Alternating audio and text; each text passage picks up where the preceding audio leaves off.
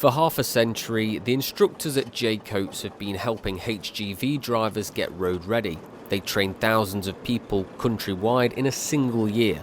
From the company's head office in Leicester, Andrew manages a national network of teachers and their students.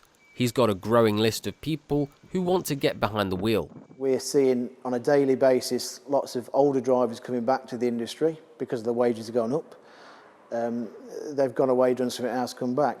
There's guys that just want to do part-time work. It's such it gives you such a wide variety of work, and there's always going to be a need for drivers. The industry needs 100,000 drivers to fill the HGV hole. Many blame Brexit for the mess, but Andrew says the problem was here long before. He even voted Remain in the referendum, but he's now confident that cutting ties with Europe won't kill off British industry and harm its need for HGV. Brexit is a good thing for the industry, or a good thing for the country as regards to the driver situation. You know, before Brexit, the industry was relying on cheap labour coming in from Europe.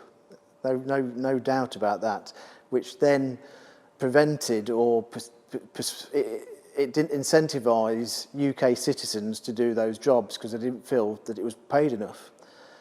Now the wages are going through the roof, we get inundated with phone calls of people wanting to be drivers. The government does have a plan to erase the issue. It will lighten the load of examiners at the Driver and Vehicle Standards Agency by removing the reversing task, as well as others, and giving them as a requirement for a third party to check.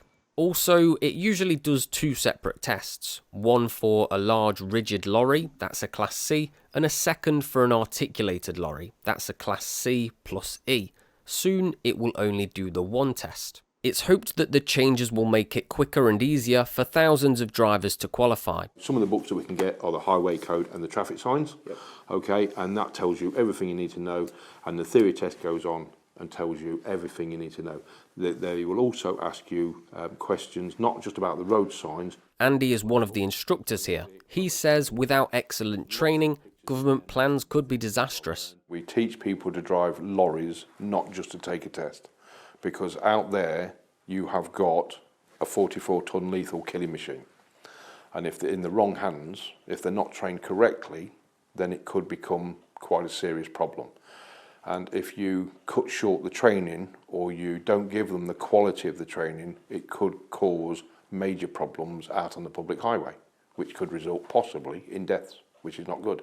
The Department for Transport also announced that Ministry of Defence examiners are joining the fight to break down the backlog of thousands of people who are waiting to take their tests. Meanwhile, another army is being formed. 5,000 foreign drivers will be given visas to work until Christmas. While he's welcoming the measures, Andrew reckons that solving the problem lies at the heart of the industry. They need to train drivers, they need to give them better facilities, and by doing that, they'll find that they actually retain the drivers for longer, and you don't need to give the driver a need to look elsewhere.